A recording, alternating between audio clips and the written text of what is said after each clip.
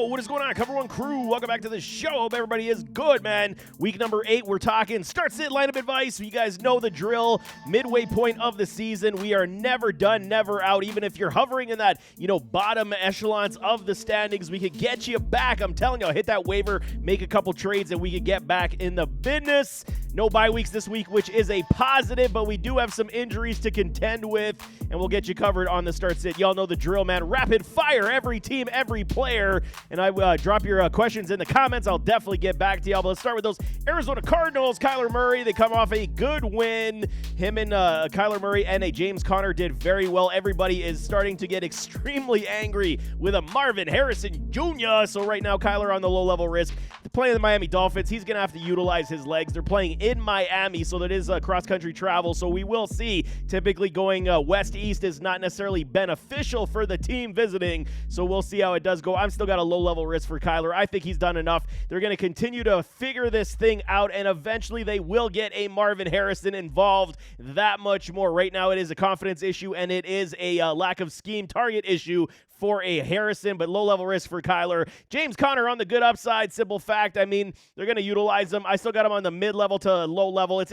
in between that right now. I'm still good to play a James Conner on the good upside. Marvin Harrison Jr., I got to downgrade to a mid-level risk at this point. What is wrong with y'all? Somebody get this man open. Scheme up some ways to get this man the football. Yes, he's had a couple drops here and there, and it is becoming a concern right now versus the Miami Dolphins, who have been, gashable through the air.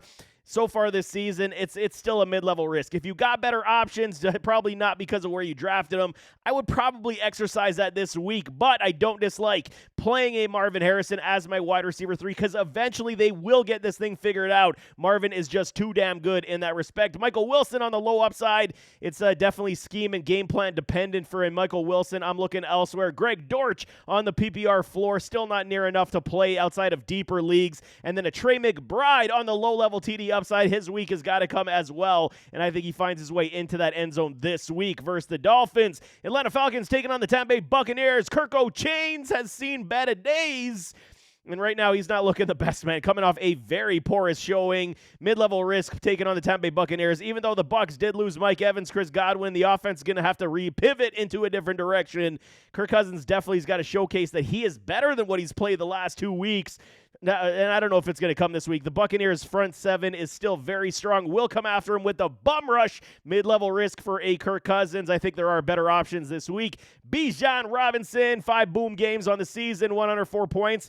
I get it, man. You got to be patient sometimes. They're figuring things out with Kirko Chains. Bijan still is that dog, man. He's got TD floor in the green for me this week. They're going to have to utilize him, even though Tampa Bay definitely is a good run defense. I think you got to utilize him in the pass game as well. Get him open in the open space and make some plays. I do like the play of a Bijan as Tampa Bay is in somewhat of disarray. Leaning on the defense too much may cripple them down the line in the fourth quarter, so I do like Bijan a lot this week.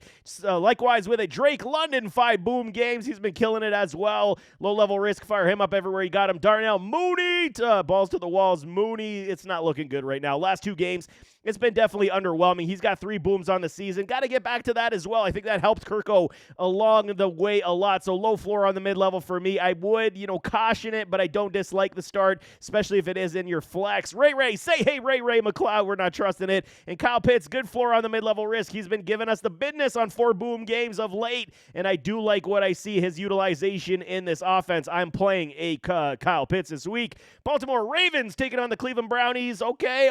And this offense, man, it's absolutely ridiculous what they're doing. I'm harping on it every time, taking a victory lap every time, but it's Derrick Henry. The Derrick Henry effect opens up everybody on this offense. 7 booms for Lamar, 7 booms for a Derrick Henry. These guys are absolutely unstoppable. Load them up, man. Fire them up everywhere you got them, obviously. No question asked about that. Justice Hill, PBR floor, very much a scheme-dependent player. While we saw the Bucs blitzing the hell out of a Lamar Jackson early on in that contest, that's where Justice Hill came into the contest. They let Henry sit, and they opened it up with screenplays and short dump-offs to a Justice Hill to keep that defense pulling back and stop blitzing, and it did work because in that second half, the Ravens were absolutely a mad machine scoring TDs and moving that football. So Justice Hill definitely very much scheme and game plan dependent. Zay Flowers on the mid-level injury risk. If he's playing, I'm playing him, but there is caution.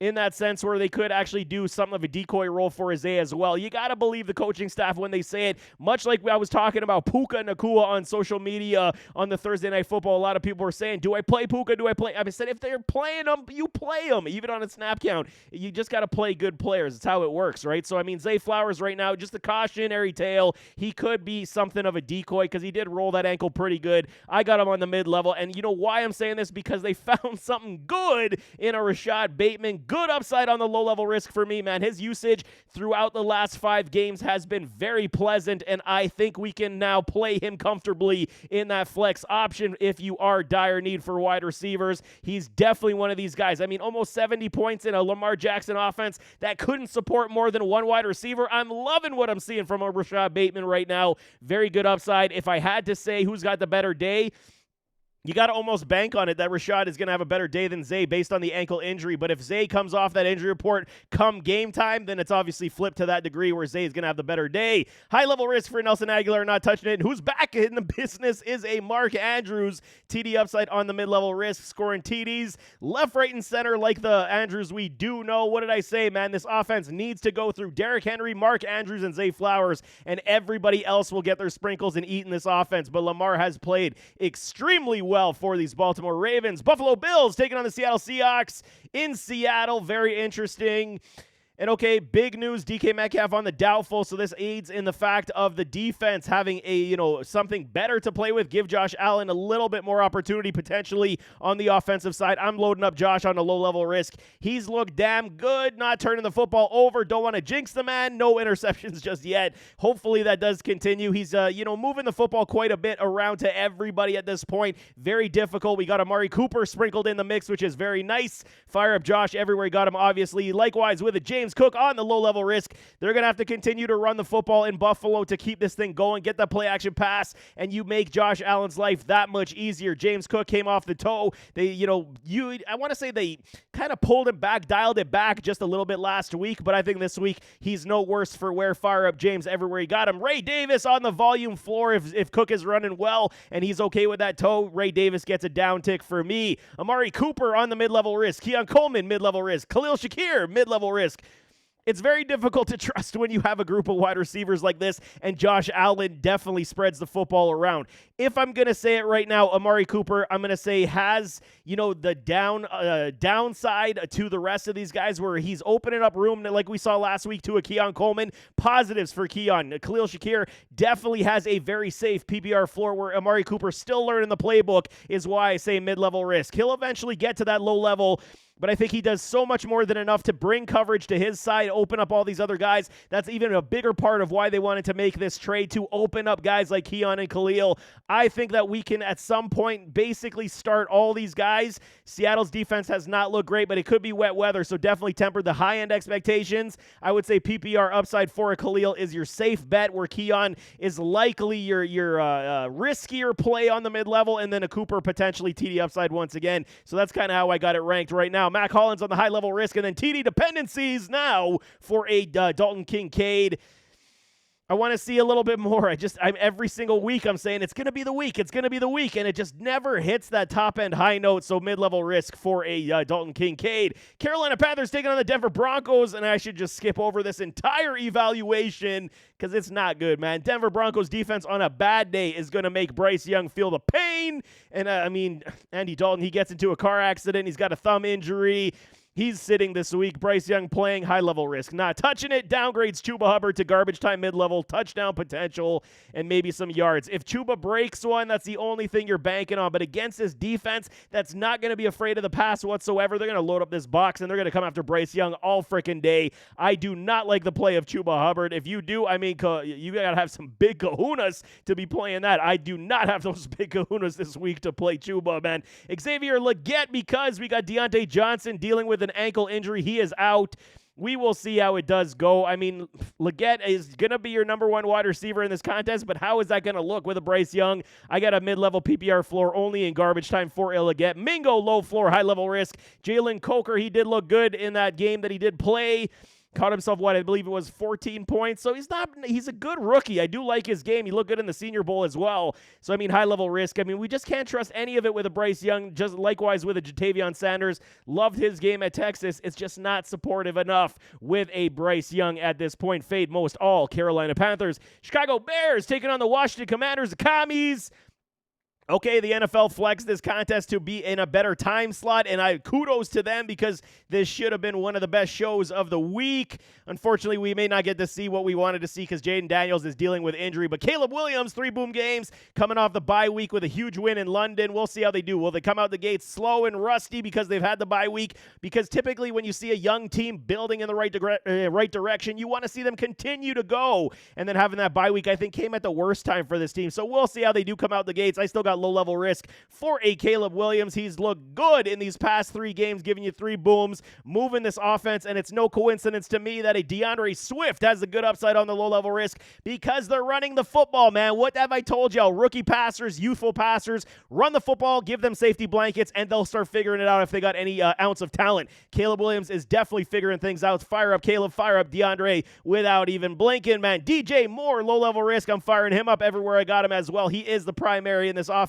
No question. Yes, he did have a haircut last in London versus Patriots, but I'm telling y'all right now, he still is the number 1 wide receiver, but they will start to utilize all these other guys. There is no doubt in my mind. Rome Odunze on the low floor, high-level risk because I think Keenan's going to get sprinkled in that much more again, so we'll see. The veteran leadership will give them better opportunities for Caleb Williams. Keenan Allen on the mid-level risk. I don't hate it in the flex as well. You just got to temper the high-end expectations at this point until they get it 100% figured out, and then we'll start talking different business, man. Cole Kmet on the good upside mid-level risk. He will hit, he will miss, he will hit, he will miss. That's kind of what you're dealing with the Cole Kmet. I still don't dislike the start this week as well. His floor has been relatively safe. Cincinnati Bengals taking on those Philadelphia Eagles. 3-4 Bengals. Joey B looking good, looking nice. 5 boom games. And I mean, it just looks different without a Joe Mixon. I mean, I had a conversation with my buddy and we were talking and it was like, yeah, it does not look the same as, Cincinnati had in the past, but at least they're still moving the football. Joey B on the low level risk. Fire him up. 5 boom games, obviously against the Eagles defense. That can be gashed through the air. You just got to protect your quarterback and he'll be able to throw the football. Where I downgrade the running backs and Zach Moss and Chase Brown to mid-level risk because volume dependency will be here as well, but we know Jalen Carter and those guys on that defensive front, we're going to be coming after these guys here in Cincinnati. It's going to be very difficult for them to run the football. Jamar Chase, T. Higgins. Chase, obviously a no-brainer. Fire him up everywhere he got him. Where T popped up on the injury report with a quad injury, so you definitely got to watch out for that come game time. If he does play and he is, cleared and said good to go, definitely TD upside for a T. Higgins once again as they are getting back to the well. Joey B finding Chase and Higgins on the regular like we know in the past. It's very good. Andre Yosevash and Mike Gesicki not touching it this week as well. Unless a T. Higgins does sit, then I would upgrade a Yosevash to a mid-level PPR floor. Cleveland Brownies taking on the Baltimore Ravens, and oh my goodness, what is going down? Cleveland fans, okay, I feel for y'all. You have my utmost sympathies and my empathy because it is not good, man. I am sorry for what you guys have to endure. It would be very difficult for me to say that I'd be a Browns fan. I'd be almost looking for another team, but I digress. Jameis Winston is your starting quarterback this week. Deshaun Watson sent to IR on that Achilles injury. Bad news. And I mean, protect Jameis Winston. He is a national treasure. I love this man. I would be his best friend. He just seems like a good dude to hang out with. And I mean, every clip he makes is something to laugh at. He's awesome, man. Mid-level risk for Jameis. We know he's at least going to sling the football. You're likely going to get 2 interceptions, but he will continue to throw the football as much as he can. So at least from that perspective, I would not play him versus the Ravens, but at least from that perspective, if you're in deeper leagues and struggling for a quarterback, you can trust Jameis to at least sling the football. Nick Chubb, mid-level risk, taking on the Ravens defense that is very strong. Going to be very tough. We might see a similar stat line of around 9 points for a Chubb this week. Going to be very tough for him to get into that end zone. Deontay Foreman not touching it. Okay, and then this wide receiver room. Now with no Amari Cooper, it's Jerry Jeudy, Elijah Moore, Cedric Tillman, Jamari Thrash.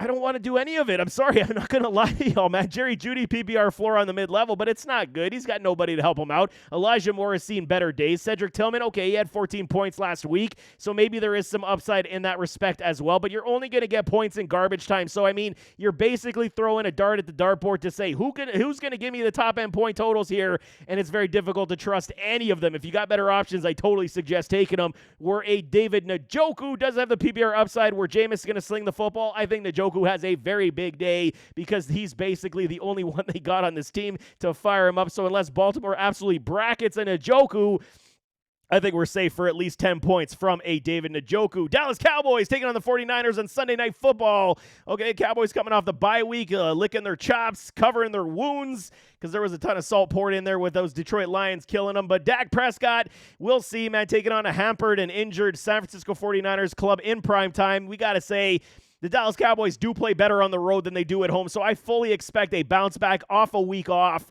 Mid-level risk for Dak Prescott. Too good upside is where I'm going to play this. I think there is a potential. We can play him, but again, the last time he played in San Francisco, it did not go well as well, so definitely got to temper those expectations. That's why I got him here on a mid-level risk. Rico Dwaddle, mid-level risk. Heard they're elevating a Dalvin Cook. That is good news. I want to see what Dalvin does do with these Dallas Cowboys. Let's see Dalvin back on the field. I think he still has some things left in the tank. Help this run game out. Give it some upside. If he's cooked and he's washed, pun intended, I mean, we'll see how it does go. Zeke Elliott, I mean, we haven't played that in weeks at this point. CeeDee Lamb, low-level risk. Fire him up everywhere he got him like obvious. And then Turpin and Jalen Tolbert. Obviously, the boomer bust continues for a Turpin, where Jalen Tolbert is on my mid-level risk. He's doing more than enough to give us at least wide receiver 3 flex appeal numbers. Jake Ferguson on the low-level risk. Absolutely fire him up everywhere he got him. He is a focal point in this offense, just like a CeeDee Lamb, and I'm okay with it, man. Denver Broncos taking on those Carolina Panthers, and this is probably the best contest for this offense to get right in a big way. A couple weeks back, we saw Kirk Cousins and the Atlanta Falcons playing the Panthers, and everyone thought Kirk was going to throw another 500 spot, and I told you I'll pump the brakes just a little bit because it's going to be one of those games where they take it off because the competition is so bad. In this case, I'm giving you the reverse. This is a game where Denver can get right in the best of ways, and I fully expect Sean Payton to open up the playbook for his young rookie quarterback, Bo Nix. Mid-level, good upside for a Bo. He's booming, 3 games? I think he definitely hits a boom game here. So if you have been streaming quarterbacks, I don't dislike it. I think there are still better options, but I mean, a 20-point spot for a Bo Nix, definitely not out of the question this week. Javonte Williams, my dude. Low-level risk, hit a massive boom game last week. Finally, we saw vintage Javonte come back on the field versus the Carolina Panthers team. Absolutely fire him up everywhere you got him. Jaleel McLaughlin not touching it. Cortland Sutton, good floor on the low-level risk. I think they're going to get back to basics here. Try to work some things out, man. It's going to be early running, early to get a lead, and then they'll start to figure it out with Bo Nix. Cortland Sutton, to me, is definite end zone toss for sure, and I got TD upside for him as well. Troy Franklin, mid-level risk. They're starting to utilize him a lot more as well. I do like to see it. Former Oregon teammates with Bo Nix. Get this chemistry back, man. They already had it. Why aren't you utilizing this man more? He's got speed, do the slant and goes, and he will make touchdowns for you. I'm starting to like Troy Franklin a little bit more in fantasy. Still not startable for me yet, but I do like what's on the horizon. Devon Vele for these Denver Broncos again. Much like a Franklin, not necessarily touching in fantasy outside of 14 and 16 team leagues, but there is upside growing with this youthful wide receiver core. I do like it. And Greg Dulcich, we are looking in other directions like always because it is not good. No bueno. Detroit Lions taking on these Tennessee Titans. Jared Goff and these Lions 5-1 looking nice. Coming off another big win, but they did come with some issues. We got JMO on the suspension to the PEDs. He was going to appeal, and he says, yeah, you know what? I'm not going to appeal. So that means you took the PEDs. We know. We see you, JMO. But hey, I get it. I understand the NFL's a rough business, and you're trying to keep playing games. We will not judge anybody. Jared Goff, we will judge at this point. Good upside on the mid-level risk versus the Titans team that's in, change already. Traded DeAndre Hopkins. We'll see how they do go. I mean, played better with a Mason Rudolph. Defense competed, but I mean, they're no match for these Detroit Lions. I want to put a low-level risk on a Jared Goff. I just have a feeling they're going to run the football a lot in this contest as well, but Jared Goff should be able to at least find his wide receivers on the regular. I'm okay with playing him. Monty and Gibby, Sonic and what are they calling Monty at this point? I forget what they're calling him. But Sonic ran wild this past week. I still like my name. Gibby's better than Sonic, man. I don't like that, but whatever. Gibby is the low-level risk this week, the play this week for me over a David Montgomery because Monty did tweak that knee, came back in that contest. So I got him on still the low-level risk because he did play, did finish, but like we saw last week, did not hit a boom game for the first time this season. So if he's playing, obviously you're firing up a Monty, hoping for the TD, but I do think they will lean on a Gibby once again, give Monty a little bit more time to rest while playing, if you know what I'm saying. So Gibby over Monty this week for me. Amon-Ra St. Brown, low-level risk, 5 boom games ever since, busting in week 1. He has not missed a beat with a Jared Goff, 89 points, looking no worse for where his role should absolutely inflate without a JMO. Khalif Raymond, Tim Patrick, if I'm playing one of them, it's Khalif Raymond on the PPR floor, target floor for TD upside for a Tim Patrick is kind of where I'm seeing that. But I'm saying I'm going on a limb once again. Sam Laporta, let's Laporte you back where you belong at the top. Low-level risk TD upside without a JMO. You got to think, man, this is the time to go back to basics, what they did last year. Feeding Amon-Ra, feeding a Sam Laporta. I think this could be something good news. If it doesn't happen for Sam Laporta, man, I don't know what else to say. This is the perfect opportunity for this. Do it, man. Boom game coming for Sam Laporta. I'm definitely going on a limb on that one. Green Bay Packers taking on the Jacksonville Jaguars. Jordan Love feeling the love for love. They look so good, man. They are going to be one team that's going to be so hard to stop as they continue to move forward, barring any injuries. They look nice, man. Stud start of the week for Jordan Love because these Jags cannot stop a cold through the air. Love is going to absolutely dissect them and carve them up. I think I saw the spread was only at -4 for the Packers, even though it is in Jacksonville. I don't really care, man. Even though the travel's extremely far, I do not care. Jordan Love's going to have a day, man. Start him everywhere he got him. Likewise, Josh Jacobs, 5 boom games, some of them on the lower end of it, low-level risk. Fire him up everywhere he got him. He should have a nice day. Much like all these other teams that have a plethora of wide receiver talent, what do? Romeo Doubs, Jaden Reed, Christian Watson, Dontavian Wicks, okay? Doubs, I got mid-level risk, where Jaden Reed, he was dealing with an ankle injury. Still, he's off the injury report. Fire up a Reed everywhere he got him. He should bounce back in a very big way when he only had 2 points. So they gave him the game off essentially last week. Being that decoy, Romeo Doubs had 2 boom games in a row. I'm going to sit here and tell y'all I think it flips back to a Reed where Doubs sees a little bit of a haircut this week, where Christian Watson is my sleeper in this contest as they will test the Jags deep. And I fully expect Christian Watson to get 1 deep touchdown this week where TD floor will continue for a Wicks. He's the most difficult player in the NFL to predict at this point for fantasy. There is no question. You have no idea when this man's going to hit because he is the 4th option out of this wide receiver core. So definitely TD4 on the mid-level. You're taking a lot of risk playing him, but the rewards are still very good. Tucker Kraft also on the mid-level risk. So once he gets his plays, at least 4 targets per game, and he is doing extremely well. Houston Texans taking on the Indianapolis Colts. Okay, CJ Stroud, man, I don't know what else to tell y'all. Right now, Nico Collins looks like he's the one that brings all the glue together to make this offense move. That says a lot about how good Nico is. This season, CJ Stroud has played absolutely horrific on the road and playing much better at home. So now that he's at home, I think we can trust him. 5 points, man, you gave us. You killed us last week, CJ. Cost me a game as well. I'm going to go back and say low-level risk. You know how much C.J. Stroud works in that lab. He's going to get back in there and fix this problem immediately. You got guys like Diggs and Dell, but, I mean, you got to give Dell his no flowers because he's been playing terribly as well, so I'll get down to him in a second. But for C.J. Stroud versus the Colts defense that does struggle with the best of them, I'm okay firing him up in a big, important divisional showdown. Joe Mixon, low-level risk, not even have to discuss that. Fire him up everywhere you got him. Stephon Diggs, Tank Dell, now we got a problem. Who do we play? How do we play them? Diggs coming off a poor game. Tank Dell dropping everything coming his way right now. Diggs on the bounce back and the low-level risk. They got to, find ways to get Diggs the football, and I think they will in this contest. He seems and feels like the good start for me, where Tank Dell, I'm downgrading him to a mid-level risk. Figure out your confidence, man. This has everything to do with confidence for me. Honestly, guys, some guys take some time to get back after a big injury, and I think it's still plaguing him quite a bit.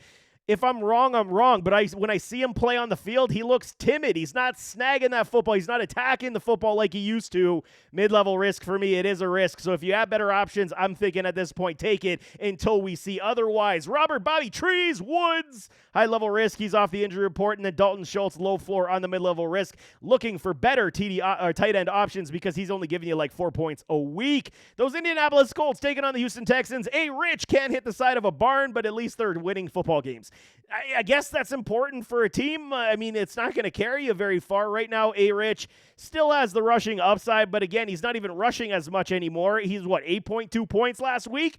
That's not going to cut it, man. So, obviously, for me, versus a Texans defense that does blitz quite a bit until Anthony Richardson figures out his passing aptitude. What do you have, 10 completions last week? It's not good enough, man. My voice is cracking. Sorry about that. It's not good enough whatsoever. And for me, A-Rich, we got to put him on the bench or the waiver wire at this point. Jonathan Taylor, JT, this will bring up some good upside. They said he's trending in the right direction to play. He's not on the injury report. Mid-level risk only due to the part they may pull back on the full-end workload for this contest.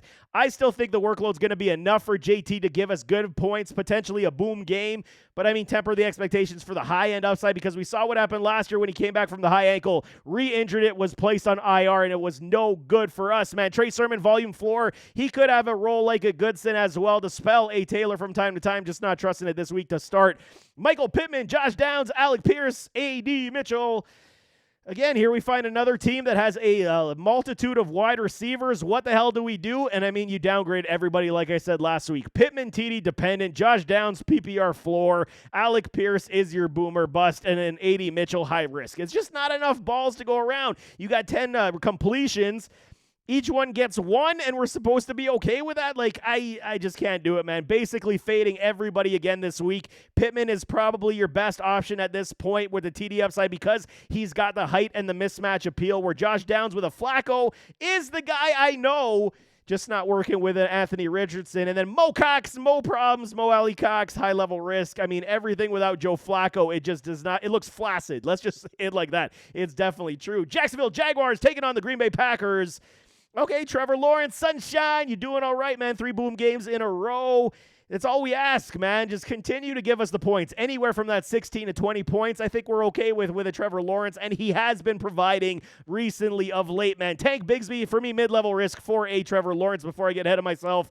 And I think we can, I would maybe look in another direction this week. Green Bay's defense looks stellar. Secondary gives a lot of problems to a lot of quarterbacks. We saw what C.J. Stroud dealt with last week. I foresee a lot of issues coming for a Lawrence, potentially interception central for a Trevor Lawrence. So I would actually look for a better option over playing him. But if you have no choice, it is mid-level risk. So 15 to 17 is probably all you're getting. Tank Bigsby on the TD upside to low-level risk for me. The only reason why I still got him on the mid-levels because Travis Etienne may play in this contest. Game time decision once again on the hamstring. I'm thinking they're going to sit him this week once again. Get the hammy right and see what you can do the following week. So I'm going to absolutely look to Tank for volume upside, but again, curtail the top end point productivity because this Green Bay Packers defense is very sound. Christian Kirk, mid-level risk. He should get some sprinkles from time to time. Gabe Davis, he is a mid-level, but TD risk for me. If he does not find his way into that end zone, it is a risky play. Where Brian Thomas Jr., good upside, still on the low level. He's going to be going up against the likes of Ajari Alexander and company. We saw what he was able to do versus Gonzalez in New England. Brian Thomas, is the real deal. And I mean, he's an alpha wide receiver. He will challenge anybody on the field. So good upside. Don't like the matchup. So I favor Brian Thomas more than I favor a Trevor Lawrence. So hope he gets a big shot deep. Otherwise, it could be definitely a long day. And Evan Ingram on the PPR upside, low level risk. Fire him up as well, as we could get some good garbage time productivity. Kansas City Chiefs. What's that meme? They can't keep getting away with this, man. I don't understand. My evaluation's always biased, but, at my heart, I'm a Bills fan, and I am tired of these Chiefs finding ways to make themselves better. It's enough already. But let's go, man. Patrick Mahomes, I saw a stat. It can't be true, man. The only team in the NFL that has not thrown a TD pass in October is the Chiefs and Patrick Mahomes. That cannot be true. I could not find anything to refute that, so I didn't even check. So I just went off somebody's word, but I thought I'd share that with you. If you want to check me, put it in the comments. But I'm telling you all, Patrick Mahomes, mid-level risk. Why? Because they got themselves DeAndre Hopkins, D-Hop on the trade from the Titans. Unfrickin' believable. You go get Kareem Hunt off the couch. He's looking like the Kareem Hunt of old, scoring 50 points in 3 games. Like, give me a break, man. Nobody does that. And then you got DeAndre Hopkins. He's all happy now because he left the Mayo, and now he's going to the Mahomes boy. So I don't know, man. This is how it goes in Kansas City. fire up on Mahomes. He's been struggling, and I think he gets back to the goods. They will definitely get this chemistry figured out rather early, I gotta believe. Even if D-Hop doesn't know the playbook, just give him the 9s, and he's going to score touchdowns. I do like the play of Mahomes this week. Still giving him the mid-level because we haven't seen a boom yet from him to big levels, so I'll do that. Low-level risk for Kareem Hunt. Fire him up everywhere he got him without even thinking. D-Hop, good upside on the low-level risk.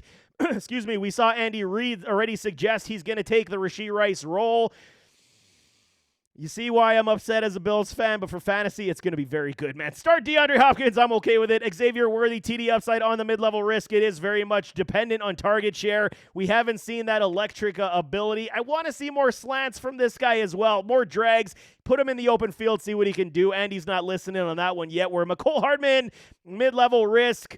There is upside for gadget plays in deeper leagues for a McCole Hardman. I'm not necessarily trusting it overall because they do have a D-Hop now, and then Travis Kelce, low-level risk for me. You fire him up everywhere you got him because the Las Vegas Raiders are definitely hurting on the defensive side, and Mahomes should absolutely play, man. Los Angeles Chargers taking on those New Orleans Saints. Justin Herbie, no boom games. No boom games. I don't know what they did here. I mean, it's funny. We saw Coach Staley be terrible for this offense, and Harbaugh's made it even worse for Herbert. I don't know, man. He's protecting his quarterback. 71 points, low floor, not playing Herbert any week at this point, man. J.K. Dobbins coming off a bad showing. I got him on a mid-level, but it's still in the green because I want to believe the upside is here to have a bounce back. It's in between the mid-level to low-level for me. So I'm going to say temper the top end. Hopefully he finds the end zone because we could get stuck with another 8.9 contest, and I don't like that. Vidal, he completely Vidal'd us into no points last week. Don't like it. Low floor, high level risk.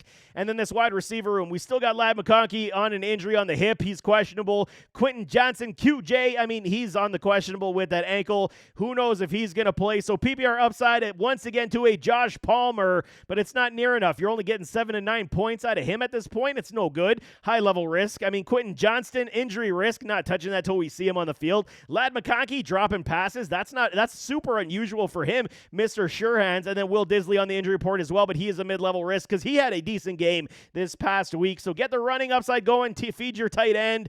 And I think that's all we're going to see from these Los Angeles Chargers this week as well. The Las Vegas Raiders, like I'm saying, taking on the Kansas City Chiefs, and then Aiden O'Connell goes to the injured reserve with a thumb injury. So we're back where we started with a Gardner Minshew, Mustache Minshew, high-level risk. This Kansas City Chiefs defense is going to make Minshew run a lot, man, for his life. I'm not playing on Minshew whatsoever. Alexander Madison, volume upside on the mid-level. He's looked good. He's at least a bigger type of running back that can make some plays. It's going to be very tough for him to find ground and traction against the Chiefs defense that blitzes the hell out of everybody. So at volume upside on the mid-level, I would look in other directions. Zamir Zeus White is untouchable at this point. We cannot start that. Trey Tucker, DJ Turner, Tyreek McAllister. In that order, target floor on the mid-level risk, low floor for a Turner on the high level, and then McAllister. A lot of people don't even know who he is. Don't play him. I'm telling you right now. It's just not good right now. There's not enough talent. They traded Devontae Adams away, and this is what you're left with. So Brock Bowers, low-level risk. We do know at least when this game does get out of hand, they will give the checkdowns and the potential touchdowns to a Brock Bowers. He's been the only bright spot in this Raiders team at this point. I'm still firing up a Brock Bowers versus a Chiefs defense. Miami Dolphins, Fish taking on those Arizona Cardinals. Excuse me. Tua Tagovailoa is back from his concussion. Good to go. Tyreek goes on media and says, fire me up. I'm playing. We're going to boom. And I'm with it, man. I listen to Tyreek when he speaks. When he got arrested on the curb, he said, I'm playing him. I told everybody, play him. He's going to be pissed. And what did he do? He scored a touchdown, had over 100 yards. So again, in this situation, even though Tyreek did pop up on the injury report with a foot injury, Tua may have some rust early on. That's why I got him on the mid-level risk. It might take him a quarter or two to get back into football shape and football gameplay, but I do like it, man. We're going to see how important Tua is to this Miami Dolphins offense. Never in my life did I believe I would be grateful to have Tua back for the Dolphins. because we need these players to produce, man. So definitely mid-level for Tua. I'm going to wait a week before I play him and suggest to play him, but I do like it for everybody else. Everybody gets an upgrade, man. Devin off the A-Chain. Achane back to low-level risk. They will run the football versus the Cardinals, and they will succeed. Achane definitely needs a big-time get-right game. Raheem Mostert, volume floor on the mid-level risk. He should have his touches, but I want to see Achane boom in a big way. Tyreek Hill, I could have given him the stud start because if he is healthy, he's going to go off the chain. Low-level risk, fire him up because, I mean, he's been absolutely dreadful for us. I'm definitely foreseeing a massive boom game for this man. Jalen Waddle time, mid-level risk for him. He is absolutely back to being startable once again at a floor potentially of at least 10 points. He will give us some business as well, but it is Tyreek Hill over Jalen Waddle for me. Oh, BJ, I mean, he must be given, you know what I'm saying, in the parking lot because he just doesn't do anything right now. And Jonnu Smith, I'm telling y'all right now, PPR upside for the mid-level risk. He's carved out a decent role for himself, but now that Tua is back, he's going to force feed his wide receivers over the tight end, look other directions than a Jonnu Smith. New England Patriots taking on those New York Jets. Drake May, baby, good upside even versus the Jets defense.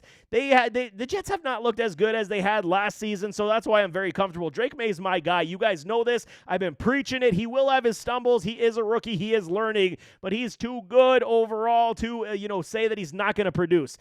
Starting him versus the Jets, that is a risk. That's why I got him on the mid-level, but there is good upside here as well. Even if the game goes sideways, they're going to continue to play him, and they will score garbage time touchdowns. So at least the floor is very safe. 18 to 20 points, definitely for a Drake May. Ramondre Stevenson on the mid-level risk. He was dealing with that injury. Looked terrible last week as well. I don't like it. I'm going to sit me some Ramondre this week. I don't even care if he does hit. I don't like the risk because having 3 points kills me more than, starting somebody that can get me 10 in that respect, man. Antonio Gibson, high-level risk, not touching it.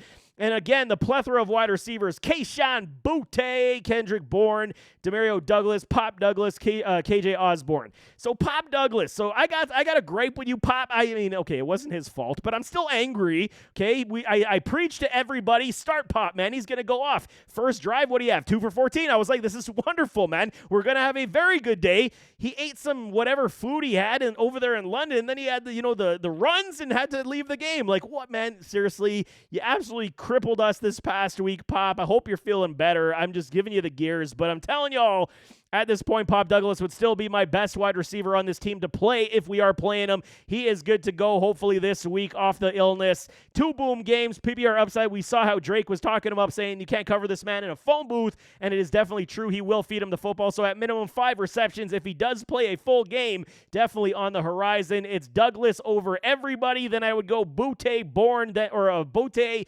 Osborne, then a Kendrick Bourne as he continues to recover from his ACL at this point. That KJ Osborne TD, that was Pop Douglas's TD, by the way. You know this. I'm just letting you guys know I wasn't necessarily wrong. I'm just telling y'all I felt the pain too because I played him everywhere I had him. Hunter Henry, mid-level risk, TD upside, definitely here with a young passing rookie tight end or rookie quarterback. You will get the upside with a TD appeal and garbage time production with the safety blanket for a Hunter Henry. Fire him up. He's a good one this week as well. New Orleans Saints, they are still a week away from Derek Carr coming back, and I mean, is it that much better? Yes, probably for this entire offense because Spencer Rattler, playing the Denver Broncos, he had his welcome to the NFL moment. It did not look good for my dude Spencer Rattler, so I got low upside because Chargers defense is still good as well. Spencer's going to struggle once again to find open lanes, to find open wide receivers. At least Chris Olave should be back this week. He's off the injury report from the concussion, so at least CO2, my guy, is back. Not playing Spencer. Alvin Kamara, good floor on the low-level risk. It's temper the expectations for, again, the overall, but they're going to have to force feed. Kamara's dealing with a broken hand. He's been playing with that for a while now, so a couple weeks. So good floor still for a Kamara. That's why they're not utilizing him necessarily as much in the pass game, but at that point, I still like the good floor for him. Jamal Williams, Kendre Miller, not playing either one of these gentlemen, where a Chris Olave is got a QB floor. Spencer Rattler is good enough to at least force feed a target on the regular like a Chris Olave. I don't dislike the play. You're just going to have to eat it if he does not do well. So for me at this point, if you are struggling, you're looking for the upside. This is pure upside play where Olave tries to get open for Spencer Rattler and hopefully scores a touchdown. That's the only way we're banking on this one. Outside of that, I understand if you move in another direction. Bub means Mason Tipton. We're not playing them because they are secondary pieces, youthful rookie talents, so we'll see how they do. I'm just not touching it this week. Where Taysom Hill is back, we should see a heaping dose of him as well. Could be the TD vulture for an Alvin Kamara, so definitely got to pay tunes for that as well. Mid-level risk for a Taysom where Juwan Johnson not touching it any which way this week. New York Football Giants taking on the Pittsburgh Steelers on Monday Night Football. Daniel Jones, Daniel Pennies. Going back to Daniel Pennies, we get a little bit of a teaser. He goes to Nichols, he goes to Danny Dimes, then he falls back to Nichols, and now we're back here again at Danny Pennies because he just does not look good, man. It's time, okay? I don't know what New York needs else to see. He's not good, man. He just can't do it on a consistent level. And, I mean, maybe he's dating Kay Adams. His life is good on the outside looking in, but it's not good on the field. Even with Malik Neighbors coming off the concussion, he was, definitely did not look himself. Maybe he comes back this week. So low floor for a Danny Pennies. Don't like the play whatsoever versus Steelers defense that is extremely solid. And likewise, downgrades for Devin Singletary, Tyrone Tracy, TD floor on the mid-level for a Singletary. Where a mid-level risk volume upside for a Tracy still does exist, but I do caution the plays of both these gentlemen. Malik Neighbors, PPR upside definitely does exist here, but he will be going after, very good secondary in Pittsburgh, and TJ Watt's going to be coming after a Daniel Jones in a very big way. I'm still playing a Neighbors, but I'm totally not expecting a big-time 20-point game unless he breaks free. Yeah, I'm still playing a Neighbors this week. Just obviously the floor is going to be very small as well. Darius Slayton, Wan'Dale Robinson. Target floor for Slayton, TD floor for a Wan'Dale. If Wan'Dale doesn't get a TD, it's 8 points. If Slayton doesn't get targets, it's 5 points. Basically what you're getting at this point, so I'd be looking in different directions because the Steelers are moving in the right direction on the defensive side, so definitely temper that as well. New York Jets, big problems, 2-5, not looking good, on the cusp of seeing their season go in the toilet. Fire Coach Salah, and the losing continues. I don't know what you guys expected. Aaron Rodgers does not look the same. I mean, let's be real. He's missing plays, missing passes. He looks immobile on the field, just not the same Aaron Rodgers as we expected. So this week, we got to say we could get the best effort. They needed one of these contests to get right in a big way, and I think they could exploit the New England Patriots in a big way. Mid-level risk for an Aaron Rodgers. We can definitely see a couple TDs coming from AR this week. He was dealing with a knee injury as well. He's off the injury report. So, I mean, if you are streaming quarterbacks, I do not dislike this play whatsoever. Breece Hall, low-level risk. Fire him up. He should gallop free in a very big way. We're Devontae Adams and a Garrett Wilson. I'm going with the low-level risk for both these gentlemen. Allen Lazard is doubtful with a chest injury, so he's on the wrong side of playing.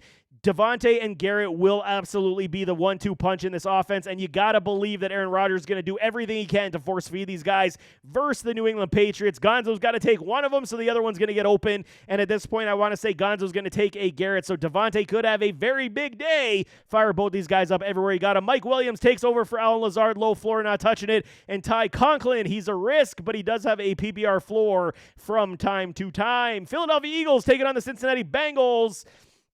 Jalen Hurts, you vulture, man. That should have been Saquon's 3 TD day with 200-plus yards. You damn vulture, but I get it, man. Low-level risk. Fire up Jalen everywhere you got him. He's still playing good. Why? Because they got their wide receiver, grown-ass man, A.J. Brown, back in a big way. This offense missed him so much. He's the big playability wide receiver on this team, but it came at the expense last week. I didn't see that coming for Devontae Smith to Smitty to have only, less than 1 point? I mean, they utilized Barkley in the revenge game, called that as a stud start. We know this. But I'm telling y'all, it was weird to see Devontae get basically the game off. It was A.J. Brown, it was Saquon Barkley, and everyone else got the game off. Like, that's basically how it went. It should be a very much a different story this week. Jalen Hurts, fire him up. Saquon, fire him up, obviously, everywhere he got him. A.J. Brown, likewise. And then Smitty, I'm still giving him the low-level risk. He's got 4 boom games for us. He's done enough. It was one of those game scripts that you just couldn't predict that he was going to have no targets basically come his way. I like Smitty this week as well. If you are considering playing him, I'm still okay with it as well. Jahan Dotson, and I mean high-level risk. We're not touching it. Jahan, you're just killing me. Can't endorse it. And Grant Calcaterra, Dallas Goedert still dealing with a hamstring injury. Not touching Calcaterra this week. Pittsburgh Steelers taking on those New York Giants on Monday Night Football. Excuse me. Russell Wilson, okay, let's ride. He's feeling dangerous. And, I mean, he looked dangerous. What can we say, man? He looked good.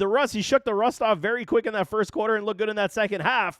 Good upside play. He gave you 20-plus points this past week versus Giants defense. That isn't necessarily the best of days. They do got a good front seven that can rush the passer. But I do like Russell Wilson this week as a streaming quarterback option. Najee Harris, mid-level. Jaylen Warren, mid-level risk. They're going to mix and match touches as they continue to go. I'm still going to go Najee over Jaylen this week, but I mean, it's going to definitely start to flip to more 50-50 splits as Warren does get integrated back in this offense from his injury over the past 2 games. George Pickens on the good upside now that he's got a quarterback that can actually find him down the field. I'm definitely okay with the Pickens side play this week as well versus the Giants. Good upside. He's an alpha, man. You put the ball in his hands anywhere down the field, he will make a play. Van Jefferson, Calvin Austin, not touching it. Pat Freiermuth, the I'm calling him a bust on Boomer Bust this week, and I'm going to stay true to that term because he is TD dependent at this point. 6 to 8 points. It's not even getting to 8 points at this point, man. 5.5 to 7 points is all we're getting half PPR. It's not good enough. I need to see TDs to get you back in my good books, Muth, and until I see it. And dangerous Russell Wilson doesn't necessarily support tight ends in his history, so I don't like the play this week whatsoever. San Francisco 49ers taking on the Dallas Cowboys. Sunday Night Football. Brock Purdy. Okay, low-level risk, giving you 20-plus points per week, even with this patch-made solution at wide receiver. I do like Purdy again. Dallas's defense without Micah Parsons still struggling. They will have holes. Fire up Purdy everywhere he got him. He can still run the football, even though he gave up the terrible interceptions last week. It's Purdy. He's giving you 20, and it's enough, man. This is what you're looking for from your quarterbacks. It's a very safe floor, man. Six boom games. You can't ask him to do anything different fantasy-wise. Jordan Mason on the good upside. He's still dealing with that shoulder AC joint injury, but I still like Mason this week versus the Cowboys. Minus the Micah Parsons, he should find room to run through. Where a Debo, he was another one that killed us last week because he fell to an illness. It was pneumonia. He was sucking air on the sidelines. It was not good. He's back apparently this week. He was dealing with a wrist and the sickness. Apparently he's good off the sickness. We'll see how that wrist goes. But if he's playing low-level risk, fire him up. He should absolutely see a boatload of volume this week where Ricky Pearsall would get the mid-level because we know Brandon Ayuk is done for the season on the ACL injury. Ricky Pearsall weeks from being shot at, and I mean, he's playing football. These guys are tough SOBs, and we know this. Ricky Pearsall, I'm a big fan. Great route runner. Very good hands. If he gets integrated into this offense properly, we could have a big-time player here. So definitely looking at him this week. Big time for Ricky Pearsall. Ronnie Bell not touching it. He is playing in the slot of a Juwan Jennings, who is also out of this contest with a hip injury. But George Kittle, the man everybody loves, it is National Tight Ends Week this week. I totally forgot. So, I mean, all the good tight ends, fire them up because they're going to score. Telling y'all, man, it happens every National Tight Ends Week. And George Kittle is like the guy who made this up, man. He's going to have 3 touchdowns this week. You're going to see, man. I'm starting George Kittle everywhere I got him. Seattle Seahawks taking on the Buffalo Bills. Geno, mid-level risk because they are playing without a DK Metcalf. Yes, they still got reliable wide receivers in a Lockett and Jackson Smith-Njigba. I do like, how this offense does move. They're very balanced, very well-rounded.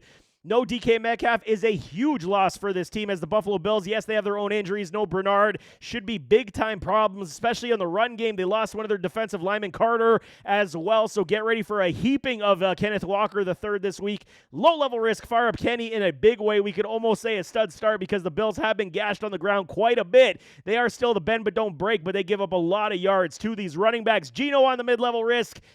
I think there's opportunity here for, 18 points-ish type of game, especially because, Tyler Lockett has been here before. He is a good one, and I got myself Tyler Lockett on the good upside. Fire up Tyler Lockett everywhere he got him. Mr. Old Reliable. This guy just knows how to make plays and, historically has played very well versus the Buffalo Bills, so I'm definitely playing a Lockett. Likewise with a JSN, Jackson Smith-Njigba, target upside for the mid-level risk. Until he gets into that end zone with more consistency, we won't see the top-end levels. but he's doing more than enough. 55 targets already on the year for a JSN. That's very good news. That means the transitional period for moving on from a Lockett to a JSN is in progress right in front of our eyes, so it will continue to move forward. This week, though, without DK, you can play both Lockett and Ajigba. Jake Bobo is my sleeper wide receiver this week. I think Jake Bobo, he's going to be the forgotten man in this offense, and he has shown that when he is on the field, Gino does trust him, and he does make a lot of plays. It's a risk, but there could be very high rewards here. Sleeper play for a Jake Bobo. Noah Fant, he does get an upgrade with a mid-level risk. Now that DK is out as well, he should see a decent floor of targets. I don't dislike the play as well. Baker Mayfield and these Tampa Bay Buccaneers, oh my goodness. Prayers up, like I said, to Chris Godwin. Hopefully his recovery is speedy. Likewise with a Mike Evans. At least Mike, we know it's about 4 weeks. He should be back after the bye week. So what has Baker got to contend with now, these Atlanta Falcons? At least he's got a good stable of running backs. Rashad White, Bucky Irving, Sean Tucker. So who we playing this week? This is, again, we got to dissect every single week. Rashad White looked great last week. All it needed was a little competition to steal his job, and he looked like the best running back on the team last week as well. Fire up Rashad White, low-level risk versus the Dirty Birds, while Bucky Irving is dealing with a turf toe issue at this point. Likewise with a, similarly, I should say, to a James Cook. Bucky Irving, they say he's trending in the right direction to play, but they might give him the game off in-game, if you know what I'm saying. So I'm playing a White, and then if that does happen where Bucky does sit, that's when we can maybe start a Sean Tucker. But if Bucky does play, I'm fading Tucker down to low upside, volume upside this week. Sterling Shepard, Jalen McMillan, Trey Palmer. There's your wide receivers, man. Pick your poison. Y'all know me. I love me some Jalen McMillan. I'm a huge fan, huge supporter. He is a great, talented wide receiver. He just got to show it. Stop dropping the football. Get some confidence. I think he will be the primary this week, along with a Sterling Shepard, and they will rotate these guys to whoever's open. The trick is, who's going to get open better in this contest versus a Falcons defense that is still very good? Trey Palmer as well, PPR floor. He will get his touches, just not trusting it this week, but I will trust a K-Dot on the low-level risk. He stems to see the greatest upside of fantasy volume at this point. Now without an Evans and a Godwin, the most trusted, reliable source in this offense with the chain mover, TD upside, he should get you at least 6 receptions this week and potentially a touchdown to boot. Tennessee Titans taking on the Detroit Lions. Will Levis not playing it. Mr. Mayo, he may not even play. We might see Rudolph once again. And at least Rudolph was able to move the football down the field in that first half versus the Bills last week. Detroit Lions are just as good, man. So, it's going to be whoever it is. Mason Rudolph, Will Levis. It's going to be a struggle regardless. Tony Pollard gets downgraded to a mid-level risk. If you have better options, I'm taking them. If you don't, I understand the play. Pollard's been very good this season, almost 80 points for us. He will get garbage time productivity if this game does get out of hand, but they also may bench him as well. So mid-level risk for me. Only play better options. If you don't, I get the play because he'll get you at least 10 this week. You got to believe. Tajay Spears on the injury risk. He still is dealing with a hammy, has not been fully cleared, but he is on the questionable tag. I'm not looking in that direction. Where no more D-Hop. Calvin Ridley is now the defaulted wide receiver 1. He is QB dependent, 110%. His effort is completely lacking, and you can't blame him. They can't get him the football. He's basically running routes for cardio at this point. Feel for Calvin Ridley, but he is QB dependent on the mid-level risk. Tyler Boyd gets an uptick now on the low-floor mid-level risk. We're back on the radar is a Nick Westbrook-Akine. High-level risk, not touching it because he is too volatile. He will score a touchdown in 1 week and miss 4, and then you're like, what the hell do I do with this guy? Don't play him. That's what we do with this guy. Likewise with Okonkwo, he's been an absolute afterthought so far this season. Last one is the Washington Commanders, the Commies. Okay, Jaden Daniels, are they fooling us for game script to say he's a game-time decision, or do they already know that he's going to sit in this contest? I'm leaning to the latter, that they already know he's not playing. Why risk severe injury in a contest when you're 5-2, you're a division leader? Yes, you'd like to have this game. Yes, the NFL viewership, myself included, wanted to see Jaden Daniels versus Caleb Williams. It's okay. We will see it for a long time. Jaden Daniels, injury risk, I would absolutely sit him even if he does play one shot and he's back on the sidelines, but I foresee a Marcus Mariota day coming, and I'm not necessarily looking in the direction to play Mariota either this week. Where I do like it is they're going to have to pivot to the run game. Brian Robinson Jr., low-level risk, fire him up. He's been killing it on the low-key, man. 6 boom games, just been an absolute stellar performer for us. Likewise with an Austin Eckler, you're going to see a lot of screens, a lot of short dump-offs if Mariota is playing. I like me some Austin Eckler this week as well. Gordon and Brisker are sitting for the Bears, so there is some lack of depth in that secondary as well, so these guys should be able to roam free. Scary Terry McLaurin, if JD does sit, I'm saying it's a mid-level risk, and I'm calling a bust. I don't like it. Even if he booms with a Mariota, I would rather play it safe and say no good. But I understand if he's like all you got on your wide receiver core, I get the play, but I'm looking in other directions. Likewise, Noah Brown, Diami Brown, the Brown brothers, they got high-level risk, low floor for Noah Brown until we see it being more consistent. Cannot trust it, but Zach Ertz does get the play again for me. I mean, he scored himself a touchdown with Mariota. Could be, again, the situation where a guy's unfamiliar with the system and playing time. Zach Ertz, definitely mid-level risk. He's been so consistent for us at that, good level of point totals. Fire him up everywhere he got him because I absolutely love it, man. But there you have it. That is Start Sit week number 8. I'm telling y'all, this is good. It's good stuff. Midway point of the season, I should say. Don't forget to drop your Start Sit questions in the comments. I will get back to everybody as soon as I possibly can. If I don't at that moment, don't worry. I will try my best before game time. But nevertheless, as always, don't forget to hit that like button, hit that subscribe button, jump in those comments, give me your thoughts, and we'll see you next time. I am out.